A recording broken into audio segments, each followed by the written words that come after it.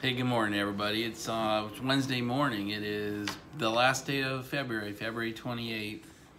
It's still pretty early. It's about 6:20 in the morning, and I just wanted to jump in early and do the video and get it up on the channel for you early, and because Wednesday mornings are pretty busy for me. So we're gonna take a break. We're gonna jump to some car content. I did what I said. I filmed kind of my walk through the parking garage downstairs and showed you kind of what most people park down there versus that kind of sinister looking ZL1. So I'm gonna jump to that and show you kind of from the inside of the car, some visibility stuff, and then we'll come back and talk a little bit. So we'll see you in a minute.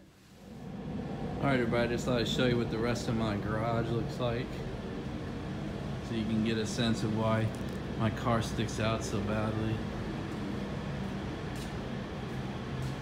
Just gonna walk to my car, take you with me.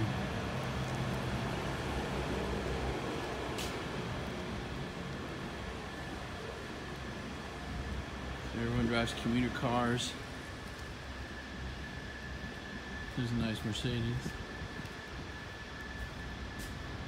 Nice commuter cars, engineered cars, pretty cars, refined cars,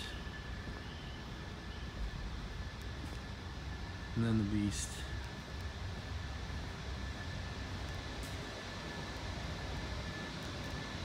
It just doesn't fit. It's too fun to be that different. All right, I'm sitting in the car. I just wanted to see if I could do a start. Since it's up against the wall, I thought you guys might like the startup sound. Let's see what it can do here.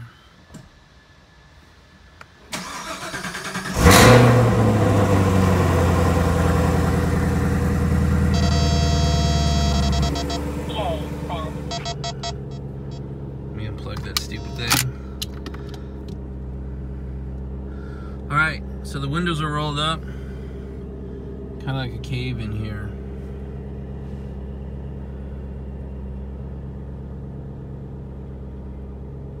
Just thought I'd show you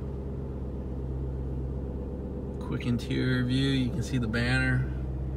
Looks good from in Shane.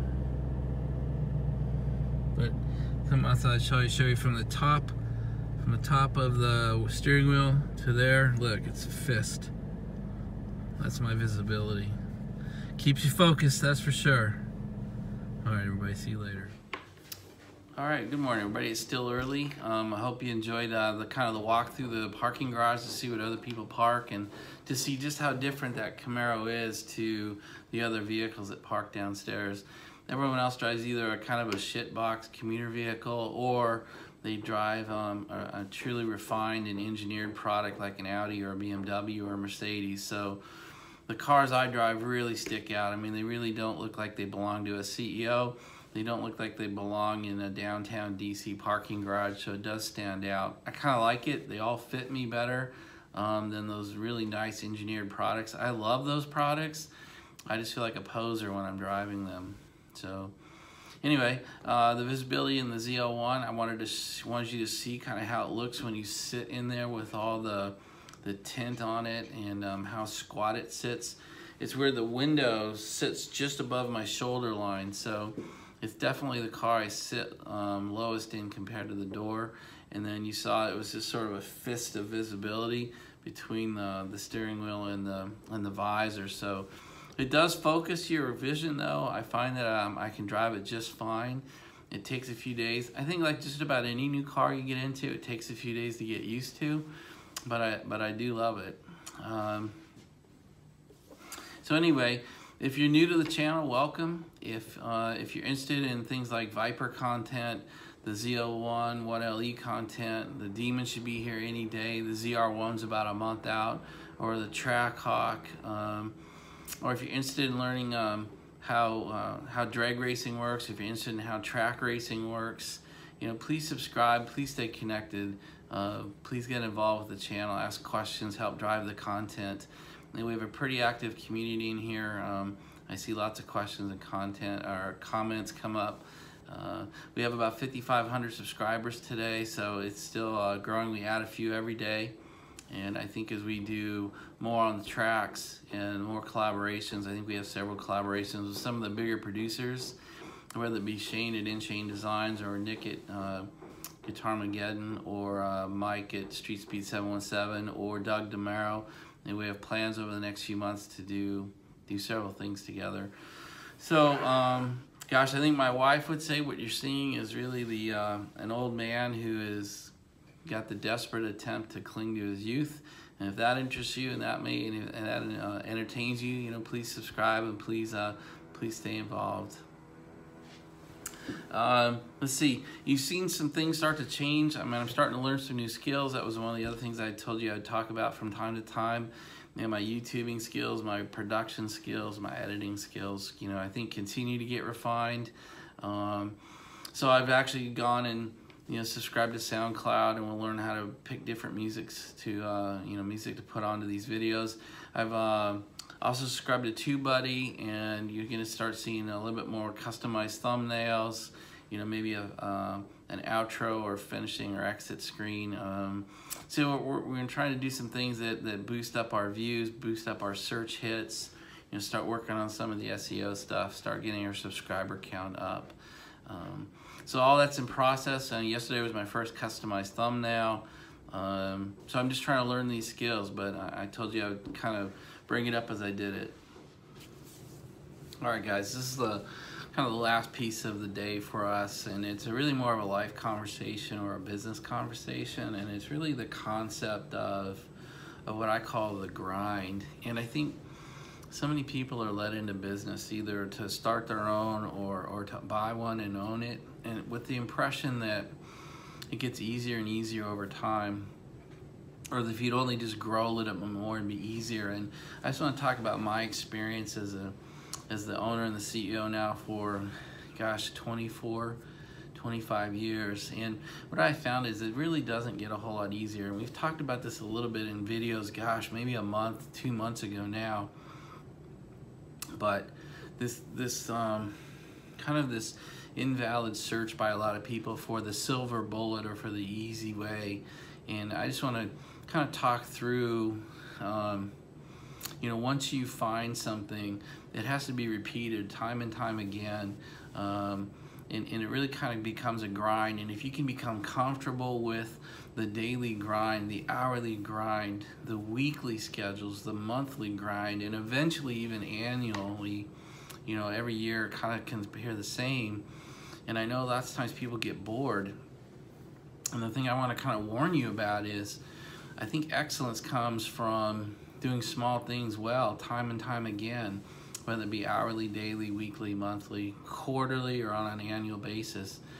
And for a lot of people, if you're looking for new and exciting every time, I think you're set up kind of or be ripe for failure, failure through boredom, and because a lot of what we do in life is maintenance. A lot of what we do in business is the day-to-day grind, and we need to become comfortable with that, embrace it, and even be okay with it, and almost be excited for it.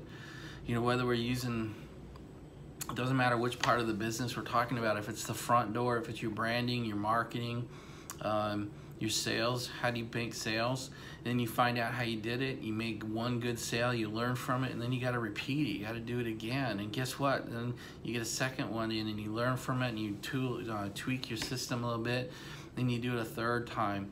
And that cycle just never changes. I don't care if you've been in business for a week or 25 years, you still have to do it. You still have to go out and market, brand, and win the next job. And that becomes a bit of it's a cycle, it's a grind. And sometimes the sales cycle is an hour, and sometimes, like in my business, it can be a year. But you still have to repeat it time and time and time again. And if you're not comfortable with that, you're going to get bored. And you'll either fail out, or you'll get lured in by what I call, you know, what I've been taught is the shiny penny syndrome, where you start to get a little bit bored with the daily grind, you get a little bit tired of it, you don't want to do anymore, and then, woo, here's another idea. So you swing over and start looking at something that might be tangentially, partially associated with your business, but essentially isn't.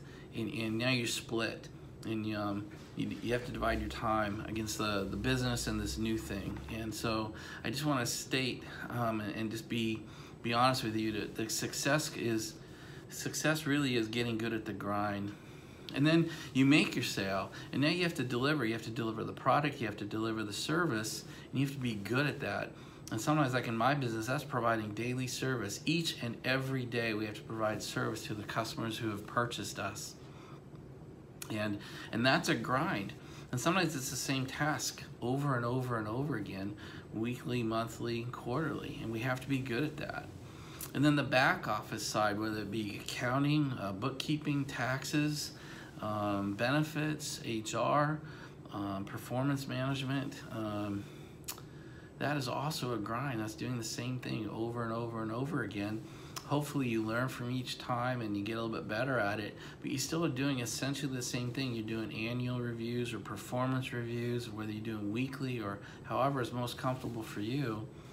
But you have to do them over and over and over again, and they're relatively similar activities.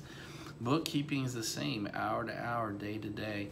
And so we have to develop these processes, and you have to grind away at success and really become comfortable with that grind. And I think you're lying to yourself if you are looking for the silver bullet. I think you're lying to yourself if you're looking for the one and done. It's going to be easier once I do this. No, once you've done it, you just have to retool it and do it again. So please, as you attempt to start your business or grow your business or wonder why you're frustrated with it, really evaluate inside yourself if you are really not tired of your business, but you're tired of your daily routine or your weekly routine, your monthly routine, and really ask yourself that hard question, and that is it really ever going to change? And what parts can you delegate? What parts can you hire someone to do? And what parts do you just need to get comfortable with knowing it is coming to you every day? It's coming to you every week. So I just personalize it in my life. I'll just give you a couple examples. I still get the mail out of the mailbox every day here at DHA because it's critical. We get notices. We get dunning notices, late payment notices, and I want to know about that because if someone else pulls those things, you know, they prefer not to tell anybody. They prefer you to either throw it away or deal with it, and you don't know that you have a problem. So I pull the mail every day. Talk about the lowest level grinding activity. I mean, I literally put the key in the box, open the post office box downstairs in the building, and pull the mail out, bring it up to my desk, and open every single piece of mail, and then decide does it need to be scanned and saved or who it gets delegated to. I still sign every check that leaves this company. I still approve each and every individual ACH payment that leaves this company. Now we standardize it so it's not a daily grind, but it's a weekly grind. Every Wednesday afternoon, I go through every check and I go through every ACH payment. Every Wednesday, week after week after week. For 20 years I've done that. That's just part of the grind. I still plan and convene the weekly coordination session at 7:30 on Wednesday, each and every Wednesday. I do the prep work, I conduct the meeting, and I do the post work every single Wednesday. So those are just kind of the mail, the checks, the ACHs, the weekly coordination sessions are things that are just grinds, and I've become comfortable with it. It's not below me. It's not me stooping down. It's me doing the job and kind of demonstrating how daily grinds need to be done. So the only thing I would ask you to do is, if you're bored, if you're frustrated, if something's not right, really look at it and say, God, this is part of the grind that Dave was talking about. I need to delegate it out, or I've just got to get good with this is one of my best uses for the company. That's really it. This video is almost too long at this point. Push back, ask questions. Does this land for you? Does this help? And thank you, everybody, and we'll talk again tomorrow. Bye.